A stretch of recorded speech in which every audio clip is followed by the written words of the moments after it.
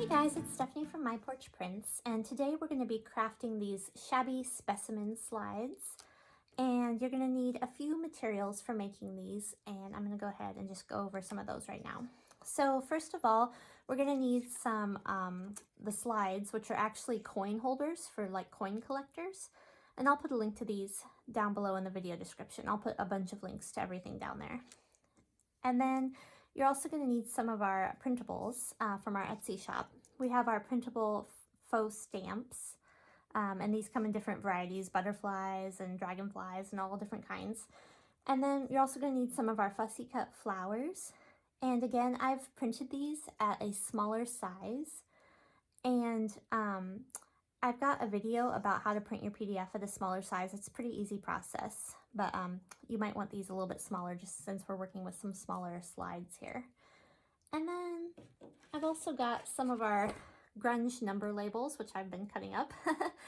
And you're actually going to need to cut these just a little bit smaller, again, so that they'll fit these little slides. And I've got a few other things I'm going to be working with. We'll talk about that as we go along. So let's go ahead and get started. So to start with, we're going to grab these coin holder slides, and they just fold in half like this. They come ready to fold. And I've already put some oxide, it's like distress ink, but it's distress oxide on this side. And the color I'm using for this one's Victorian Velvet. It's kind of a pretty little soft pink color. And then for this one, I actually really like this one a lot. It's got almost kind of like a sunset hue. It goes from like a darker pink to a lighter. And that's the aged mahogany distress oxide. And then this one is just vintage photo distress ink.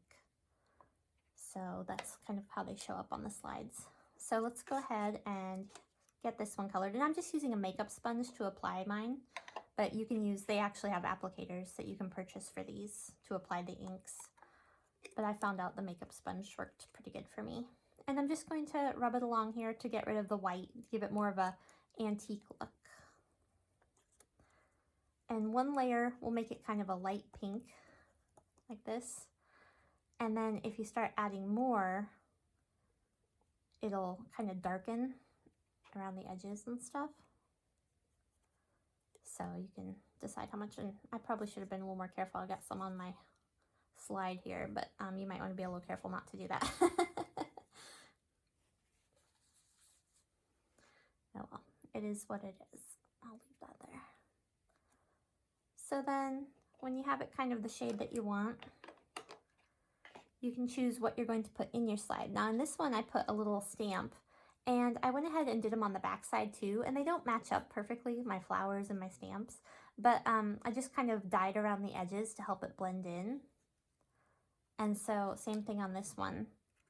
I've got a flower here and then a flower that's smaller on the back side, but I still think it works and looks pretty cute. So they won't match up perfectly, but I think they'll still work. So for this one, I picked out a couple of bigger stamps, and so what I'm gonna do is just glue these together like this, and then cut the white parts off.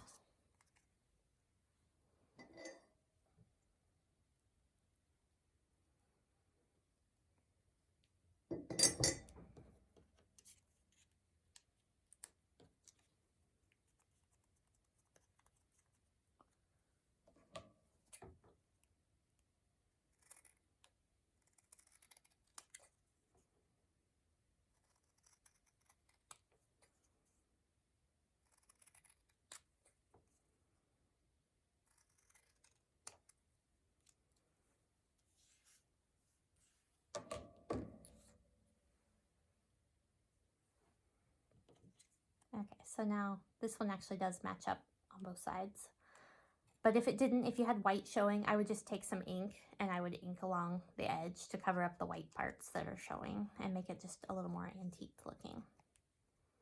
I'm gonna go ahead and just ink these since I've got my ink out here.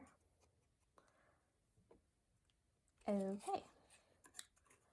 And then this will go inside, and it's actually gonna go, it feels upside down to me, but this will be the top, the open part.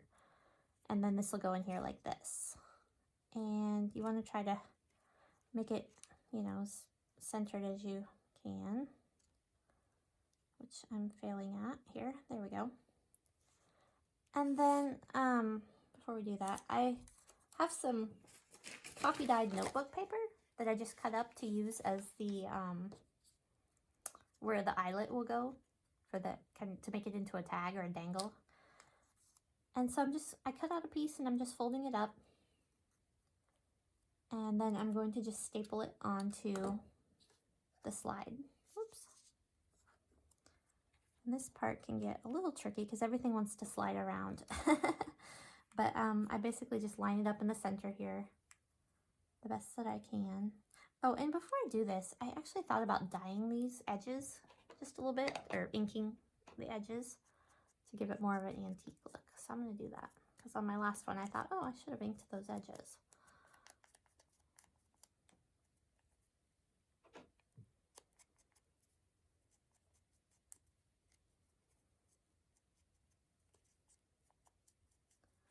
So that'll give it kind of this vintage look. So it'll be like a little shabby vintage slide. Okay, so I've closed that in there and I'm just going to stick this on here. And I'm going to try to line it up and punch it.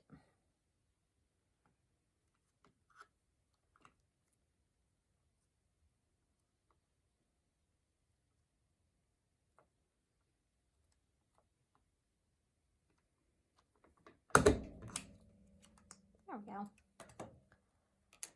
Okay, and now I'm going to go ahead and add my eyelet. And I've got a punch for this. I've got a couple punches for this actually. And again, I'll just put links down below to all these items in case you want to get them for yourself.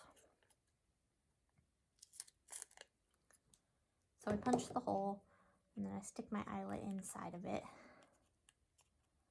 And then I use the eyelet crimping part right here to crimp it. And I never have enough muscles to quite get it perfect, but there we go. So now that's the back and that's the front, or well, what I would consider the front.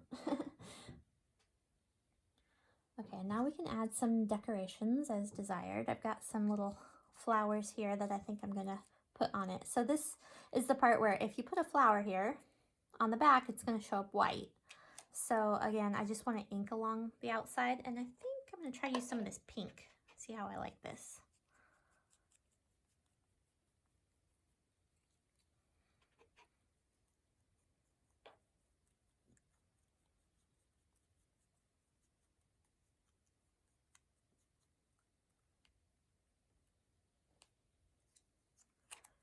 And this is going to go on the other side, this flower. And again, they won't, you know, match up perfectly. They'll be white showing. So I'm going to ink around the edges just to hide some of the white. So it's not quite so strange looking.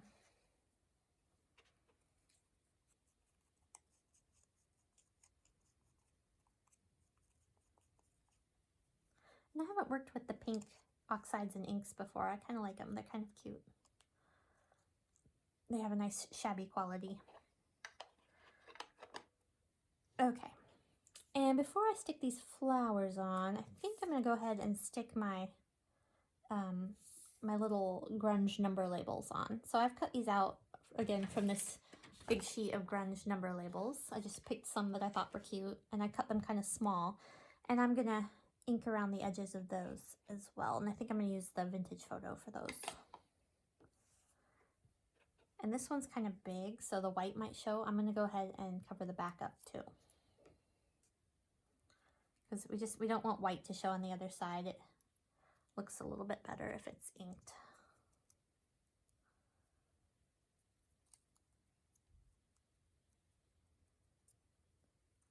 Yeah.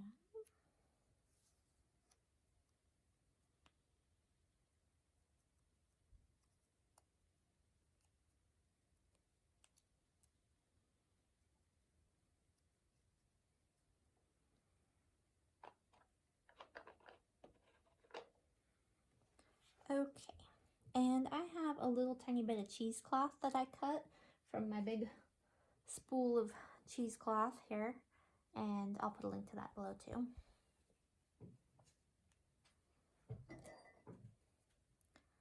I'm going to glue my cheesecloth down and then glue, oh, there we go. And then glue my little specimen number on top of it.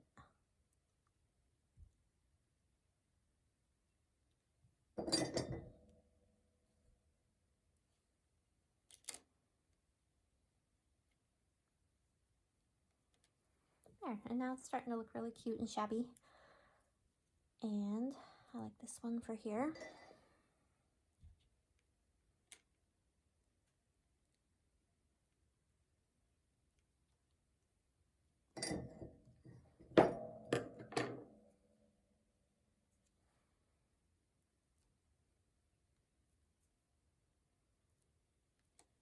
There we go.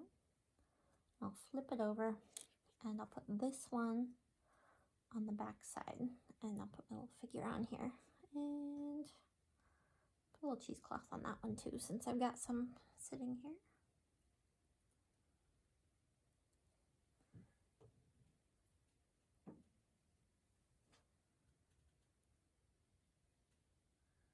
My glue is a little gummed up.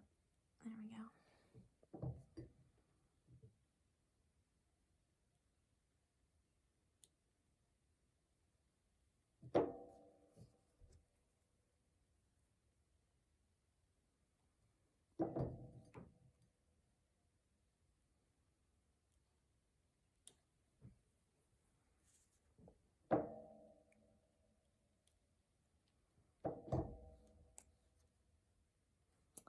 I think I'll cut these little dangly pieces off the bottom.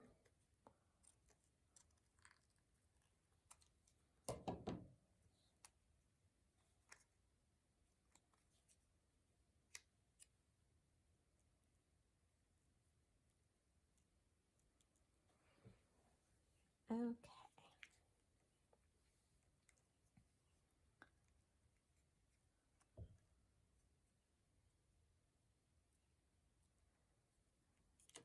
There we go.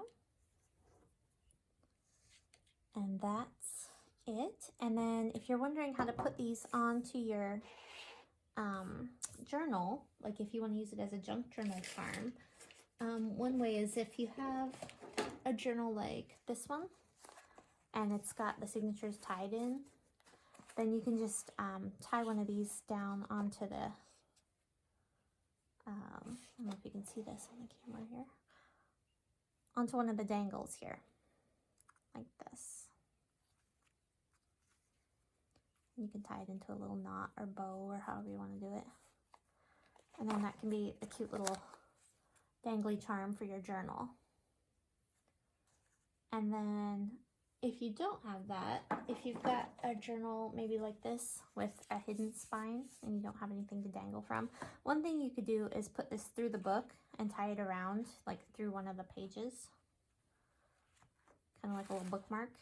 And you could tie your little dangle on down here. Or if you want, you can tie this around your book and then add it.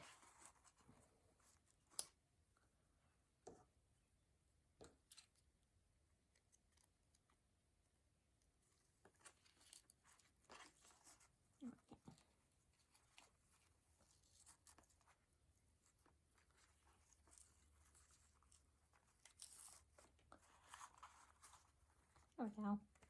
And now you've got a little dangly charm for your journal. Okay. That's as easy as that. Thanks for watching, everyone, and I hope that you'll share your creations on our Facebook group. I'd love to see what you guys do with this project. Thanks. Bye.